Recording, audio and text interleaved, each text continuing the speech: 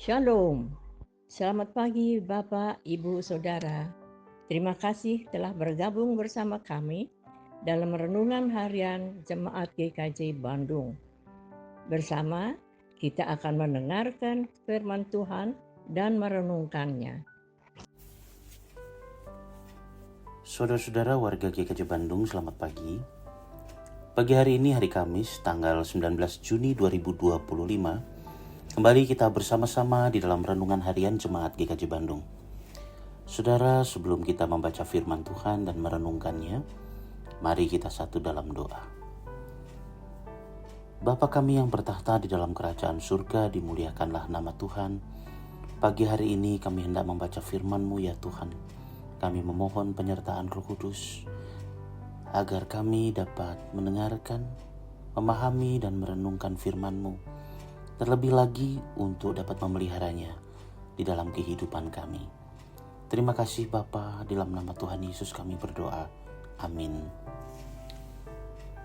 Saudara-saudara, renungan pada pagi hari ini diberi judul Iri Hati Mendatangkan Petaka.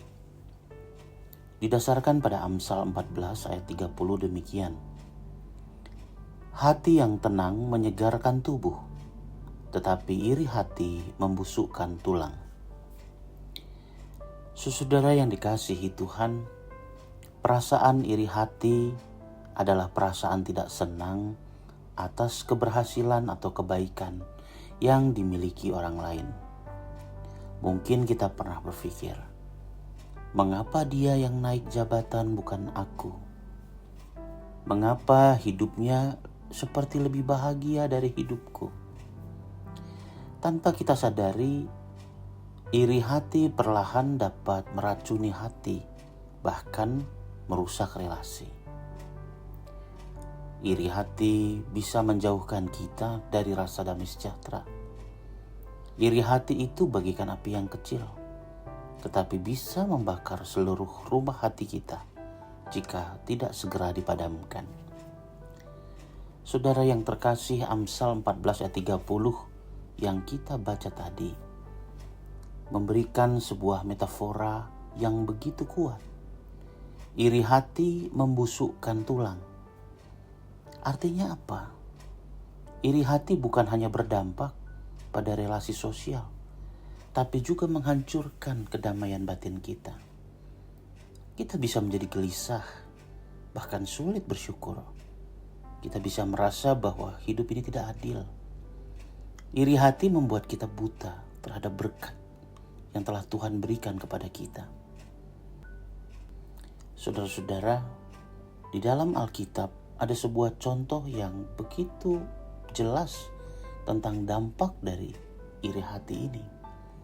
Di dalam kitab Kejadian pasal 4, di sana diceritakan tentang Kain yang iri karena persembahan Habel diterima oleh Tuhan, sementara miliknya tidak.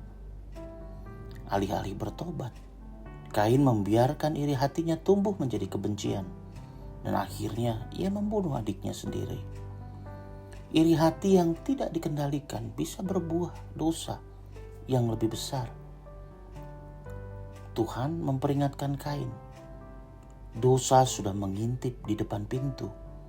Ia sangat menggoda engkau, tetapi engkau harus berkuasa atasnya. Namun kita tahu ia gagal.